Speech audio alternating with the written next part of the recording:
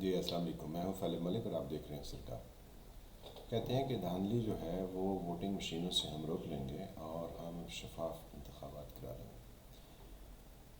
ہم نے یہ بارہا اس ملک میں اور دیگر ممالک میں بھی یہی مشاہدات ہیں لوگوں کے کہ جب تک ہم قانون پر عمل درآمد نہیں کرتے ہیں ہم کسی طرح کی تبدیلی کا باعث نہیں بن سکتے۔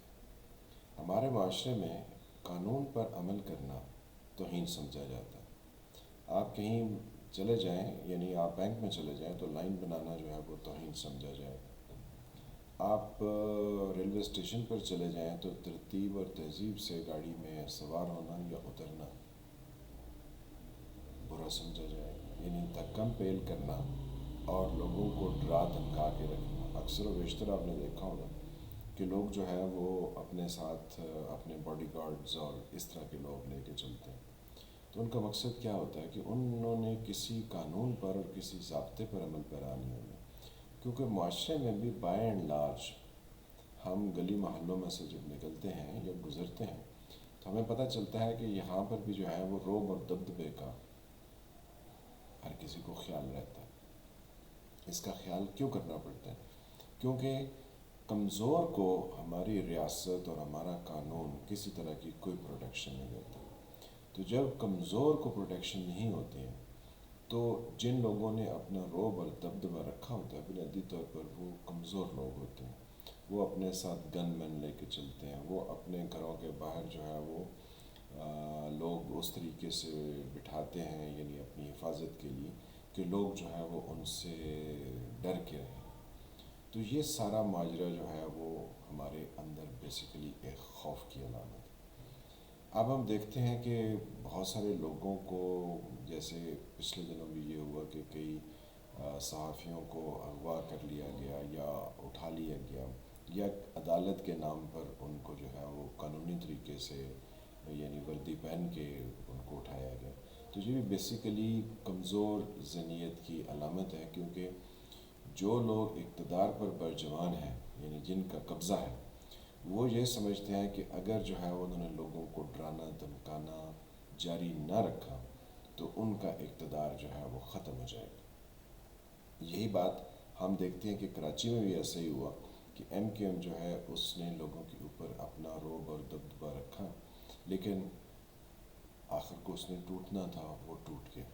تو ظلم جب حد سے بڑھ جاتا ہے، جب کسی پر تشدد یا کسی پر آپ کی لا قانونیت حد سے تجاوز کر جاتی ہے تو وہ ختم ہو جاتی ہے۔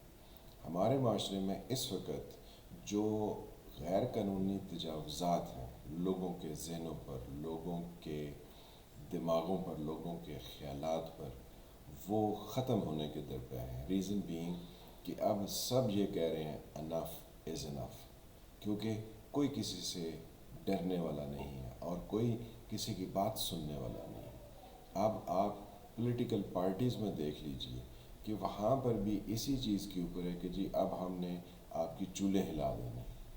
جو پولیٹیکل پارٹی سے باہر ہیں وہ کہتے ہیں ہم نے آپ کی چولے ہلا دینے، یعنی ہم ایک دوسرے کے ساتھ گسون مکی ہونے والے ہیں، کیونکہ اب ہماری برداشت جو ہے وہ اس لیول تک آن پہنچی ہے کہ جہاں پر ہم کسی چیز کو برداشت کرنے کے متحمل نہیں ہو سکتے ہیں۔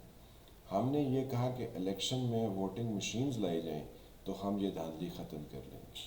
اگر ہم اتفاق رائے سے کسی طرف بڑھتے ہیں تو پھر تو ہم یقینی طور پر یہ کر سکتے ہیں، لیکن اگر ہم نے اتفاق رائے ہی نہیں کیا اور حکومت یہ کہتی ہے کہ ہم نے فیصلہ کر لیا ہم یہ کریں گے، تو یہ ہم انارکی کی طرف بڑھیں گے۔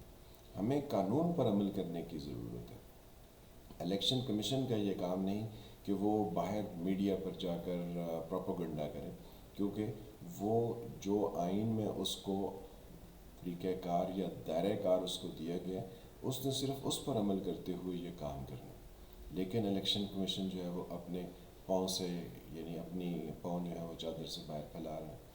پولیٹیکل پارٹیز جو ہیں وہ بجائے اس کے کہ وہ ایک ڈیسنسی میں بات کریں، وہ چیلنج کر رہے ہیں کہ نہیں ہم نے تو آپ کی جو ہے وہ چولے ہلا دیں گے، ہم نے ملک کے خلاف یا اس موجودہ نظام کے خلاف ہم نے بات کرنی ہے۔ حکومت جو ہے وہ بجائے اس کے کہ وہ سب کو اپنے ساتھ لے کے چلے، وہ کہتے نہیں ہم نے فیصلہ کر لیا اب ہم جوائنٹ سیشن بلا کے تو تو ہم اس میں یہ بل منظور کروا لیں گے. تو یہ ساری بیسیکلی جو لوگ کمزور ہیں وہ ان کو جب اپنی طاقت کی کڑیاں یعنی چین کے وہ کنڈے آپس میں ٹوٹتے ہوئے نظر آ رہے ہیں تو وہ اس طرح کی حرکتیں کرنے پر تلے ہوئے.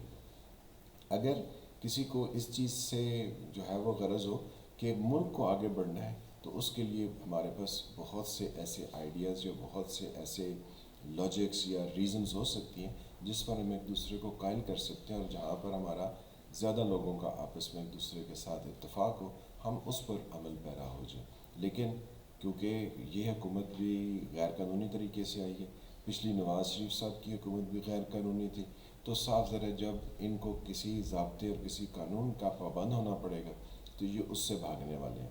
نواز شریف صاحب ویسے جو ہے وہ جتھا بردار گروپ الگ ہے، یہ عمران خان کے جتھا بردار ہیں، تو دو جتھا برداروں کے درمیان اس وقت لڑائی جاری ہے.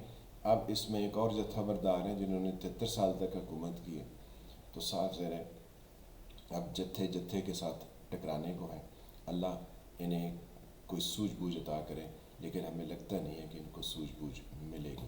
ملتے ہیں کسی اگلے ویلاگ کے ساتھ، تب تک کے لیے خدا حافظ.